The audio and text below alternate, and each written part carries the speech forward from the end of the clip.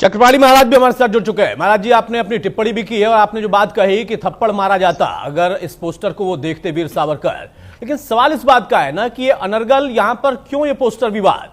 जो आपने कांग्रेस के प्रवक्ता को सुना, उनका साफ कहना है कि अगर आरएसएस की विचारधारा से कोई जुड़ा है, आरएसएस अपने यहां पोस्टर लगाए, कोई बात नहीं, लेकिन पेट्रोलियम मंत्रालय मिनिस्ट्री के अंदर ये पोस्टर लगता है, क्यों आखिर इस विवाद को पैदा करना। अगर कोई विचारधारा से सहमत है, उनसे सहमत रहे, लेकिन बापू की तुलना सावरकर से नहीं हो सकती। नहीं, देखिए, इस बात को समझना होगा कि वीर सावरकर सिर्फ आरएसएस के लिए नहीं लड़ाई लड़े, जेल आरएसएस के लिए नहीं गए। वीर सावरकर देश के लिए जेल गए।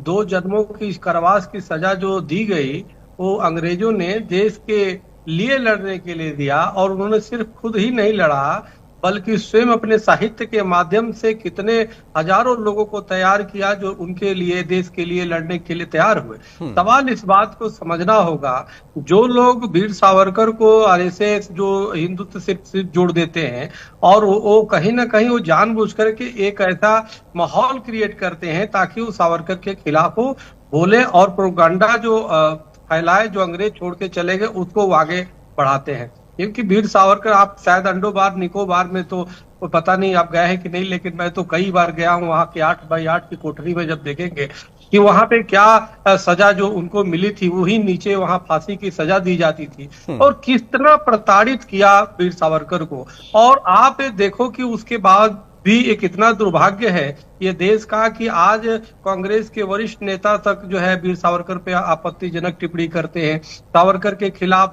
कुछ भी बोल देते हैं। आज यहाँ फोटो लग गया, हमारे तो निगाहों में देखो सावरकर के तरह न भूतो न भविष्यति को नहीं हो सकता। जितना उन्होंने त्याग किया, जितना अंग्रेजों ने उन पर जुल्म किया, वो पराकाष्ठा थी। और इसलिए वीर सावरकर के साथ कहीं ना कहीं बहुत बड़ा अन्याय हुआ। और उस समय अंग्रेजों ने तो किया, साथ में वर्तमान परिस्थितियों में जिस प्रकार से वीर सावरकर के खिलाफ एक माहौल। महाराज जी, मेरा सीधा सा सवाल है, उसके बाद और भी मेहमान है उनके पास में जाऊंगा। आप कह रहे हैं वीर सावरकर को कोई त्याग नहीं सकता, मैं कह रहा हूं कि मत त्यागिए, लेकिन क्या बापू को नकार सकते हैं आप। यहाँ पर विवाद किसने बढ़ाया? पेट्रोलियम मिनिस्ट्री, कोई मिनिस्ट्री के अंदर अगर कोई पोस्टर लगता है तो वहां पर कौन लोग हैं जो कि साजिश करता है? आप कहते हैं कि उनका पोस्टर जानबूझकर लगाया गया या कुछ लोगों ने उनके नाम को खराब करने के लगाया, वो कौन लोग हैं जो मिनिस्ट्री में? देखिए अतुल जी, सवाल इस बात का है कि जो लोग गांधी और सावरकर की बात कर रहे हैं, जो वही मैंने कहा कि गांधी सावरकर अगर जो गांधी जी होते तो उन्हें 2 थप्पड़ मार दे, कि इस तरह की खुदगी वाली बातें नहीं की जानी चाहिए। और फोटो जो लगाया है मंत्रालय में, तो धन्यवाद देता हूँ, इसमें क्या, हमारे लिए तो सभी महापुरुष बराबर है। लेकिन अगर त्याग की कसौटी पे देखेंगे तो वीर सावरकर देश आजाद कराने वाले हैं। और गांधी जी ने तो ये वचन दिया था कि भाई देश का बंटवारा नहीं होने देंगे, और होगा तो मेरी लाशों पे होगा। और वो जिंदा भी रहे, देश का बट गया।